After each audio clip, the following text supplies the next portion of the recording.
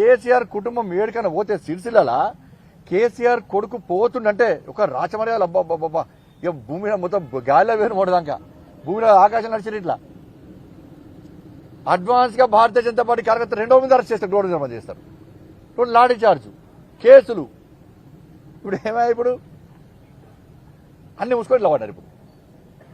కాబట్టి వీళ్ళందరూ అక్కడ సీఎం ఆఫీస్లో కూడా చాలా మంది పదవీ విరమణ పొందిన అధికారులు ఇష్టానుసారంగా చట్టాన్ని చేతిలో తీసుకొని చట్టానికి వ్యతిరేకంగా వాళ్ళు ఏ విధంగా వ్యవహరించారో తెలంగాణ సమాజం చూసింది.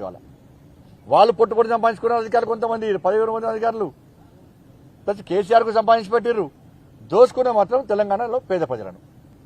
ఈ ఒక్కరిద్దరు అధికారులదే పోలీసులను చేతిలో పెట్టుకుని ఏ విధంగా అరాచకాలకు పాల్పడ్డారో మనం చూస్తాం ఇవాళ. కాబట్టి అక్కడ సీఎంఓ ఆఫీస్లో నుండి పదవీ విరమణ పొందిన కొంతమంది అధికారులు పారిపోవడానికి సిద్ధం.